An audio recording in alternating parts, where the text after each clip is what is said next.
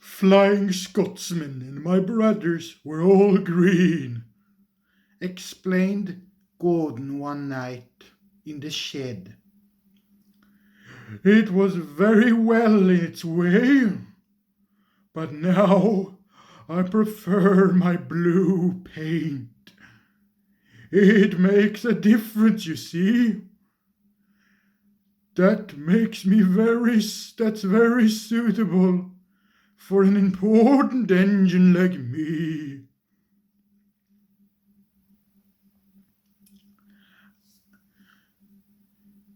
The engines on our oldie line used to be blue, remembered Donald.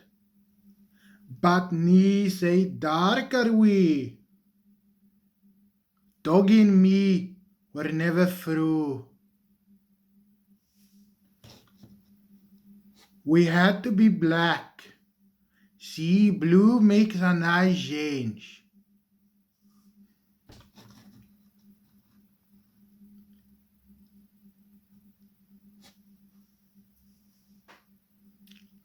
I like my green too, agreed Henry. I'd hate to be red like James. People would think I'm a fire engine. At least people see me coming, retorted James. I don't disappear into the background like some engines I could mention. If it weren't for the noise, you would need a yellow front and back like Mavis.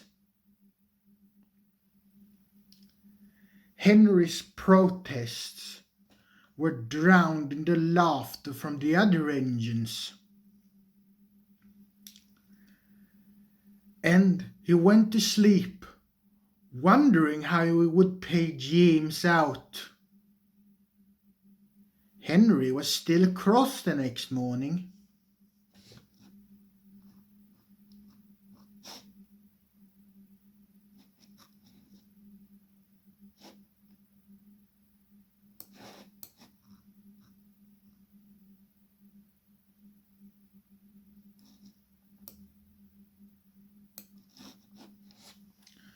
What can be wrong? What can be wrong?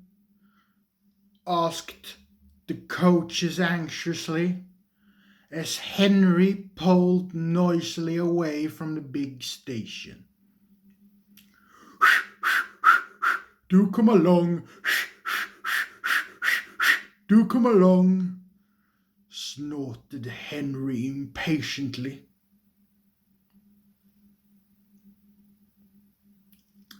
They had a fast run, but it didn't improve Henry's temper. He bumped the coaches when they reached the end of the line, and again when he bucked onto them for the return journey. He simmered angrily while the fireman fastened the coupling.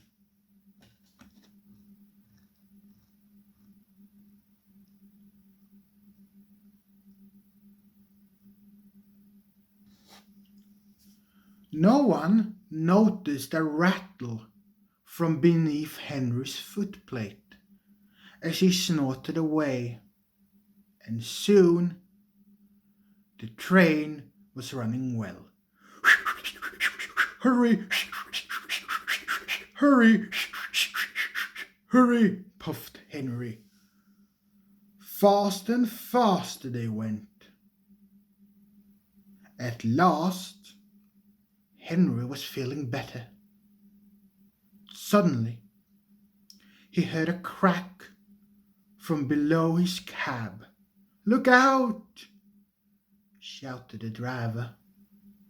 He applied the brakes while the fireman scrambled forward to the footplate. He was just in time. Both men watched in horror as a widening gap opened between Henry and his tender. Henry stopped as soon as he could. hood. The automatic brakes halted his tender, and the train some way behind. "We must drop Henry's fire," said the driver urgently. "It will be dangerous to let him boil dry, and we can't get any more water from his tender."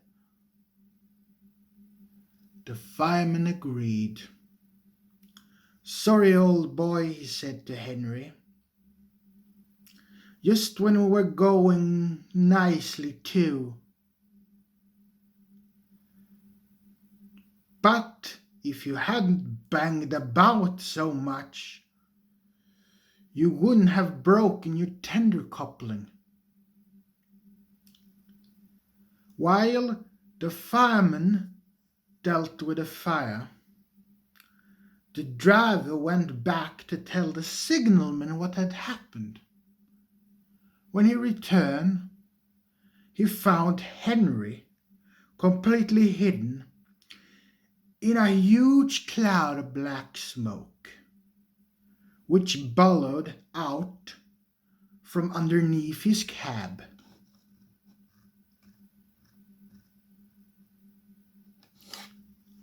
The fireman emerged, choking.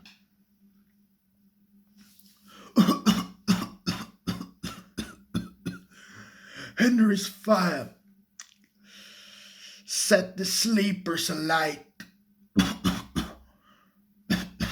he sputtered. "You can stand here. I'm going to telephone the fire brigade."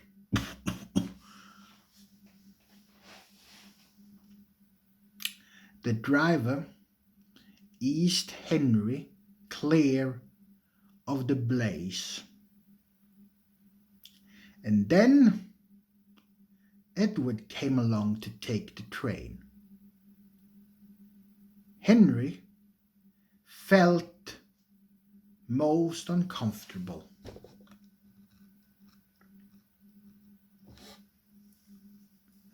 The workmen made Henry a temporary coupling. They rejoined him with his tender, and then the driver and the fireman lit a new fire and drove him gently home. Edward, who of course had seen everything, told the others. They were careful what they talked about in the shed that night.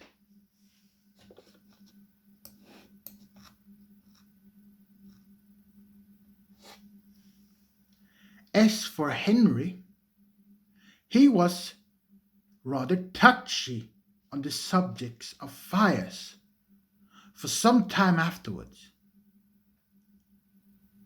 But James was quick to notice that from that point forward, Henry stopped making rude remarks about the colors of fire engines